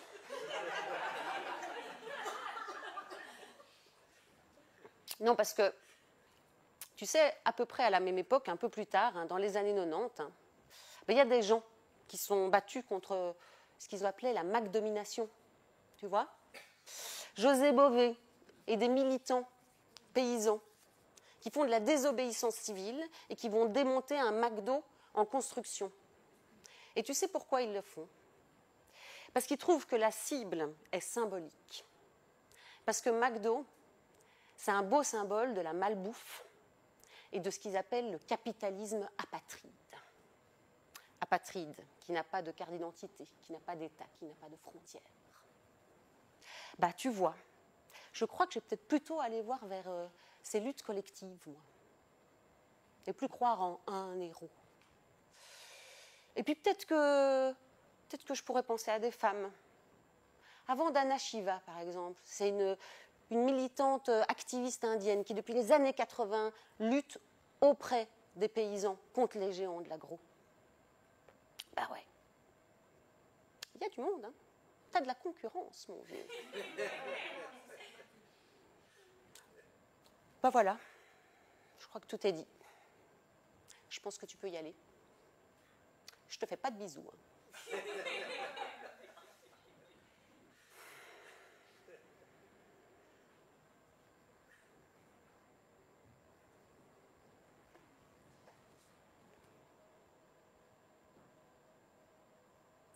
Donc ce Nutri-Score Kellyanne-Lyoneot, hein, on devrait l'appeler le junk Nutri-Score de pacotille. Ben ouais, il n'est pas obligatoire. Comment ça s'est passé? Ben ça s'est passé à coup de pognon. Hein. 1 milliard de lobbying, 1 milliard dépassé par les lobbyistes hein, en 2011, au moment où justement on s'est dit qu'il faut avoir une politique alimentaire européenne hein, pour qu'on arrive à un outil non obligatoire et qui ne régule pas les industriels. Encore l'année passée, en 2023, 99 millions en lobbying dépensés pour que le mot aliment ultra transformé n'entre pas dans les recommandations nationales. Ok. Ça ne se passe pas partout comme ça. Un des continents emblématiques de problèmes d'obésité, c'est entre autres l'Amérique latine. Hein. Il y a les Américains, mais il y a l'Amérique latine. Il y a le Mexique. 75% de la population en surpoids ou obèse, 1/3 de la mortalité causée par l'alimentation. Ce qui s'est passé au Mexique, c'est que à partir des années 90, en fait en 94, ils signent un traité de libre-échange avec le Mexique, avec le Canada et avec les États-Unis, et qu'à ce moment-là, débarquent sur leur territoire en fait toutes les grosses multinationales alimentaires américaines, et ça va écraser et faire disparaître leur terroir culinaire, leur régime, on va dire, qui était reconnu pour un régime assez sain, basé sur beaucoup de légumineuses, etc. Et en un espace de 20 ans, on voit exploser l'obésité, toutes les maladies chroniques qui vont avec, diabète, maladies cardiovasculaires, etc. Le Chili, 3e pays qui a le plus de problèmes d'obésité, ils ont réussi à faire passer quelque chose. C'est ça. Ça, ce sont des hexagones. C'est obligatoire sur les produits. Ça signale un excès de calories, un excès de sucre, un excès de gras, un excès de gras trans, un excès de sel. Ok? Si un produit a un de ces marqueurs, eh bien, interdiction de publicité. C'est fini. Pas de mascotte sur les paquets de céréales des enfants. Pas de jouets dans les paquets de céréales des enfants. Et ça peut donner ça sur un des produits pour avoir les 4 hexagones. Éducation dans les écoles sur qu'est-ce que c'est ces hexagones. Eh bien, ça a donné des résultats. Voilà, en quelques années, on voit en tout cas que la consommation de tous ces produits baisse au moins de 25%. Et on voit une baisse de la consommation justement de boissons sucrées. Ça c'est passé, c'est remonté aussi au Mexique. Ça n'a pas été facile parce qu'en fait le Mexique c'est un gros marché par exemple pour Nestlé qui est basé en Suisse et donc qu'est-ce qu'ils ont fait? Ils ont même réussi à mobiliser le ministère suisse pour qu'ils aillent envoyer des mémos au Mexique pour que ça ne passe pas. Mais c'est passé. En Angleterre aussi. En Angleterre ils ont aussi maintenant une politique, pas de publicité pour la malbouffe. Ils ont mis une taxe sur le sucre. Vous savez quoi? On met une taxe sur le sucre, et bien la même canette, en Angleterre, il y a la moitié de sucre dedans. Ça marche quand c'est obligatoire. Ça marche quand c'est régulé. Alors je vous ai parlé de choses très très loin, et puis maintenant je vais vous parler de choses très très proches. Je vais vous parler de mes voisines. L'entrée du magasin, c'est une véranda. Donc je vois les gens qui passent. Et au début, quand je l'ai repris, j'allais beaucoup à l'encontre des gens aussi parce qu'en fait, je ne savais pas s'ils connaissaient le magasin ou pas. C'était moi la nouvelle. Et donc un jour, je vois une voisine effectivement devant le magasin et je sors et je dis « Ah, vous connaissez le magasin ?» Elle me dit « Non ». Je dis « Vous habitez dans la rue parce que je vous vois souvent passer. » Elle me montre une petite maison là à 200 mètres. Je dis « Venez, rentrez, comme ça vous voyez comment c'est. » Et elle me fait je dis je vous oblige à rien, hein. Enfin je veux dire ça vous engage à rien, hein. C'est juste par curiosité. Hein. Elle n'est jamais rentrée. Ça fait 1 an et demi, on se salue et elle n'est jamais rentrée. Elle ne rentrera jamais. Je pense qu'elle se dit que c'est pas pour elle. Je pense qu'il y a trop d'obstacles qui viennent de toutes ces dimensions et sans doute des obstacles financiers. Alors je ne suis pas plus courageuse que ma voisine. Hein. Ça fait 2 ans que j'habite donc dans le village à côté. Il y a un café. Alors pendant longtemps, j'ai cru qu'il était fermé, parce que la porte est fermée, les rideaux, vous voyez, ces petits voilages et tout, donc on ne voit rien du tout dedans. Mais je sais en fait aujourd'hui que ce café est en activité. J'adorais aller au café à Bruxelles et je n'ose pas rentrer dans ce café. C'est biais. Je me peur. Enfin, je sais pas, je me dis que je vais être mal à l'aise, je me dis que c'est pas ma place, je me dis que tout le monde va me regarder. Enfin, c'est biais. Mais c'est comme ça. Je comprends qu'on puisse être mal à l'aise quand on rentre dans un magasin bio. Les repères sont tout à fait différents. Déjà, il n'y a pas de marque. Donc, voilà. Ouf, c'est quoi ces produits? L'odeur est différente. Ça sent pas le mouton. On dit que ça sent le magasin bio. Les gens disent « Ah, ça sent bon chez vous, ça sent le magasin bio. » En fait, je pense surtout que ça ne sent pas le plastique. Un peu différent. Voilà, l'éclairage est différent. Faire ses courses, on le fait de la différente manière. Chez moi, c'est tout petit. On n'est pas anonyme. On se voit. Donc voilà. Et ça, j'en ai toujours été consciente. Parce que dès que j'ai repris le magasin, que j'ai repris parce qu'il est bio, parce que moi, c'est mes valeurs, je me suis dit « Ah, il faut que je casse cette image de magasin bio-vrac. » Il faut que je l'inscrive dans un magasin de proximité. Moi, c'est ça que je veux. Je vais vendre plus de fruits et de légumes parce que moi, je veux vendre de l'alimentation fraîche à mes voisins. C'est difficile de changer une image. Hein. Surtout parce qu'on a la réputation d'être cher. Alors, on va rentrer dans notre dernière dimension, hein, la petite dimension économique. Je bois un coup d'abord. Ça va? Vous allez bien? Oui.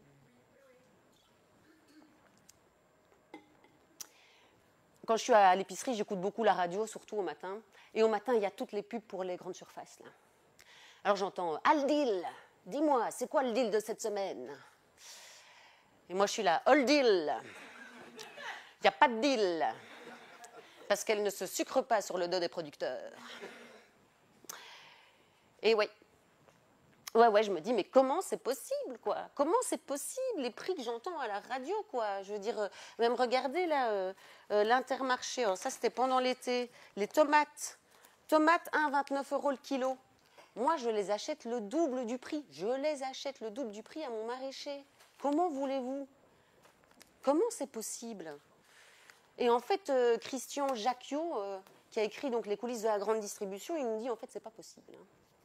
Très simplement, en fait, on paye une fois au supermarché à la caisse, mais au final, en fait, on paye 3 fois ces produits. On les paye en fait une deuxième fois par nos cotisations sociales sur les dégâts, par exemple, qu'ils font sur les emplois autour d'eux. Hein. On les paye aussi par toutes les subventions agricoles, hein, voilà, qui passent aussi par nos impôts. Et on les paye une troisième fois en fait sur l'impact écologique qu'on sentira de plus en plus de la grande distribution parce que ça va avec une agriculture plutôt concentrée, quoi. Donc voilà, il nous dit oui, c'est pas possible. Mais le fait est que le prix, ça reste un facteur déterminant, clairement. Et on le voit, hein, effectivement, ça dépend aussi du niveau de diplôme, donc ça dépend en fait du pouvoir d'achat. Plus on a un niveau de diplôme, peut-être, voilà, effectivement, d'éducation à l'alimentation, mais aussi de pouvoir d'achat, plus le critère va devenir l'origine, la provenance, les labels, bio ou pas, puis le goût, et puis le prix et les habitudes. À l'inverse, plus on est précaire, plus le prix et les habitudes vont être les premiers facteurs de l'orientation d'achat. C'est sûr, c'est clair.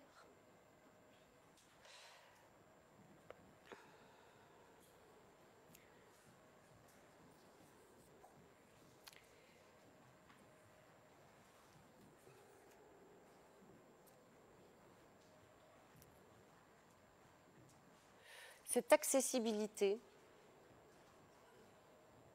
à 2 vitesses, à 3 vitesses, à 10 vitesses, à une alimentation saine, elle est reconnue. C'est clair. Effectivement. On va dire qu'il y a 10% de la population qui mange une nourriture écolo, ça veut dire un bio issu de circuits courts, etc. En France, 10% qui sont à l'aide alimentaire et 43% de gens qui disent qu'ils se restreignent sur la qualité de leur alimentation. C'est conscient. Voilà. S'ils pouvaient, ils le feraient autrement, et c'est en grande majorité des femmes et des étudiants. Ce problème d'accessibilité, il est tellement clair que même les industriels n'ont pas de problème avec. Puisqu'en fait, ce qu'ils vont utiliser comme argument quand on vient les attaquer sur la malbouffe, c'est de dire « Ah ben oui, mais si nous, on doit changer nos manières de faire, ça va limiter les options du consommateur là où la faim existe déjà. » Et c'est aussi cette pression qu'ils mettent du coup sur nos parlementaires et sur les législateurs, de stigmatiser encore plus les personnes qui sont précaires et qui ont déjà des difficultés d'accéder à la nourriture.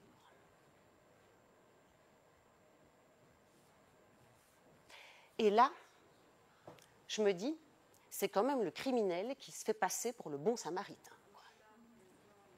Faut arrêter, quoi. Le système agroalimentaire, il a détruit la paysannerie partout dans le monde. Il a mondialisé l'alimentation. Il s'est accaparé tous les réseaux de distribution de l'alimentation. C'est lui qui a exclu les plus précaires de l'accès à une alimentation saine. Quand mes grands-parents étaient fermiers, tout était bio et local. Quand la paysannerie était vivace, tout était bio et local. Je ne suis pas le problème. Bobby est le problème. Bobby a créé mon problème. Bobby dort sur ses 2 oreilles et moi je fais des insomnies.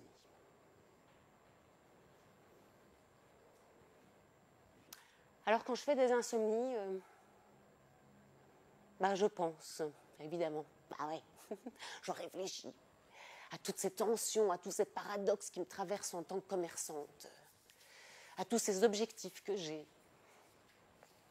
Alors, vous voyez là, j'en ai une là, de petite tension. Donc ça, c'est la mixité de ma clientèle. Bon, avec tout ce que je viens de vous expliquer, voilà, je la laisse, j'essaye de la lâcher. Même les coopératives de mangeurs se heurtent là-dessus. C'est très difficile, effectivement, de faire rentrer d'autres personnes dans d'autres manières de manger.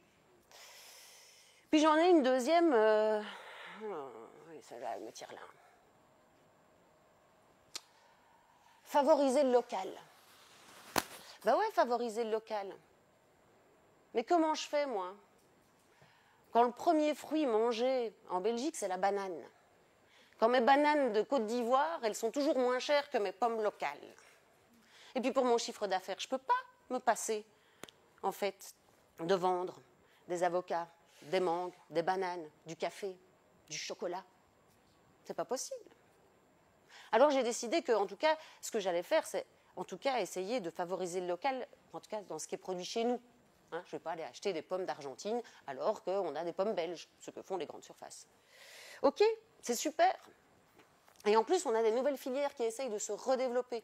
Donc en Belgique, maintenant, on va refaire des lentilles, on refait de l'avoine. Enfin voilà, on essaye de recréer des filières comme ça.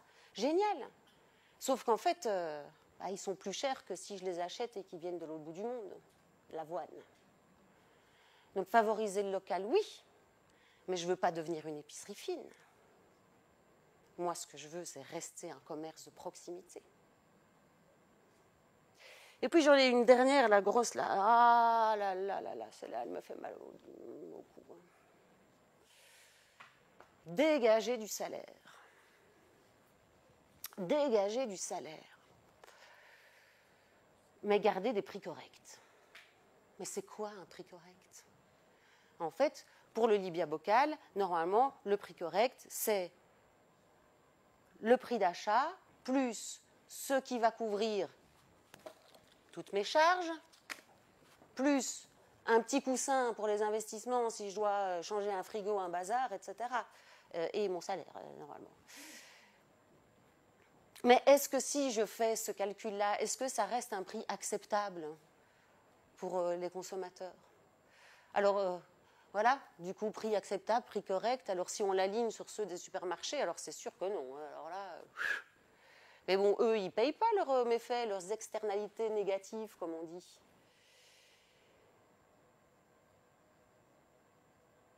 Du coup, c'est compliqué.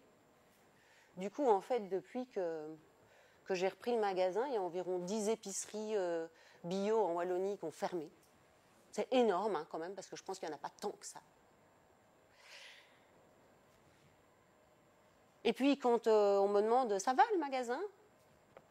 moi, je dis « oui, ça va parce que je vois encore arriver des nouvelles personnes et que je me dis tant qu'il y a des nouvelles personnes qui viennent, c'est que ça ne se sait pas encore que j'existe, c'est que mon magasin il a encore du potentiel. Et puis je me dis j'en saurai plus dans 2 ans, hein, dans 3 ans. Et puis j'en sais rien en fait. Peut-être que ce sera jusqu'à ce que j'arrête de me dire que 1 400 € c'est un salaire possible. Ou peut-être quand je serai trop fatiguée pour prendre en main ce combat.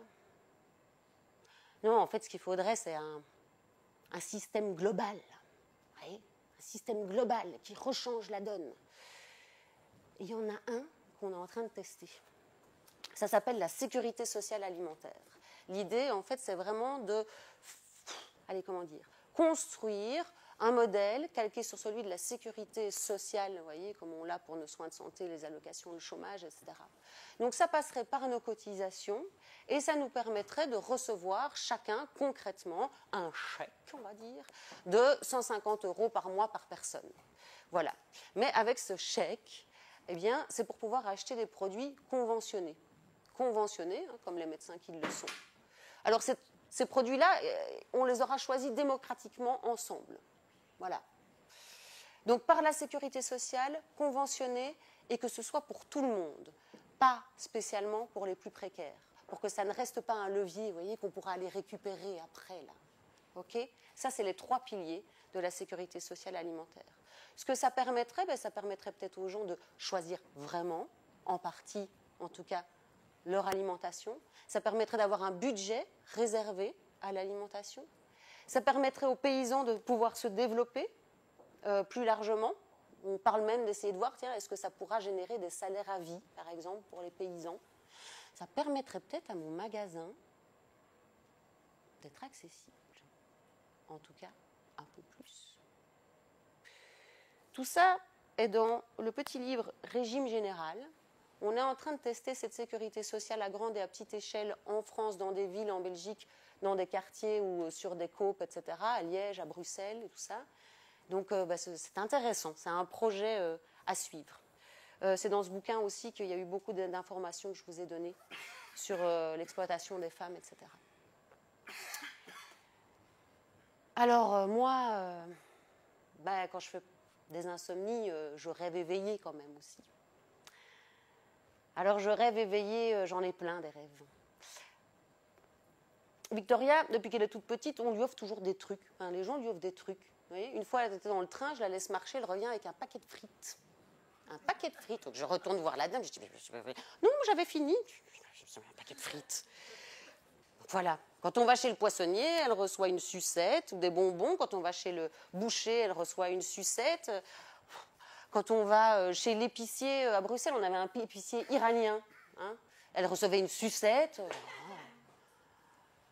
Et en fait, moi, je rêve qu'elle revienne là de sa petite escapade dans le train avec une pomme ou avec une mandarine. Puis je rêve que chez le poissonnier, elle a reçu une crevette. Et puis chez le boucher, un morceau de jambon ou de boudin. Et puis que chez mon épicier iranien, ben, peut-être qu'elle découvre une petite douceur iranienne au goût qu'on ne connaît pas. Ou du caviar.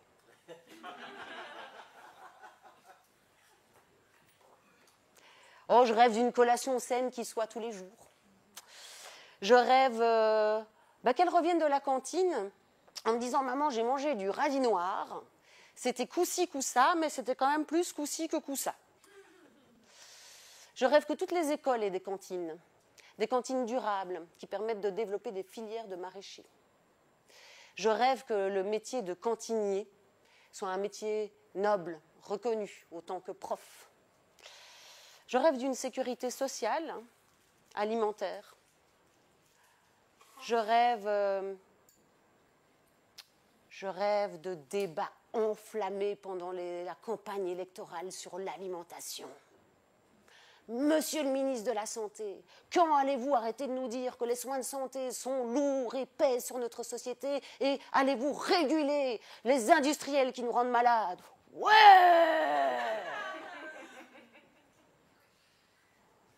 Je rêve d'une politique de l'alimentation qui soit liée à une politique agricole. Je rêve que mon magasin soit pérenne et que je puisse encore vous en parler dans 5 ans. Je rêve, et je rêve pas seule. C'est ça qui est bien. Je lis une petite revue qui s'appelle Tchac, revue paysanne et citoyenne qui s'intéresse beaucoup à l'agriculture et à l'alimentation. Et ils ont fait un épisode là avant nos élections, au printemps, spéciale élection, l'effet colibri, ça suffit, au boulot les politiques. 9 chantiers pour les politiques. Voilà, travail d'investigation. On a la chance d'avoir en Belgique plein d'associations qui travaillent vraiment sur la question alimentaire, donc ils avaient de quoi faire de bons articles. Alors là-dedans, on a, par exemple, interdire la pub pour la malbouffe, des cantines gratuites et de qualité, oser la sécurité sociale de l'alimentation, réinventer les métiers et formations. Un paysan, ce n'est pas un agriculteur. Un boucher, ce n'est pas un désosseur. Un épicier, ce n'est pas un caissier. Les métiers de l'alimentation sont à l'heure actuelle très majoritairement adaptés aux filières longues de l'agro-industrie et de la grande distribution. Au boulot, les politiques. Et puis peut-être qu'il faudra se battre un petit peu. Alors, non à MacGyver, mais oui aux luttes collectives. Parce que de toute façon, les victoires, elles sont plus belles quand on les a arrachées ensemble.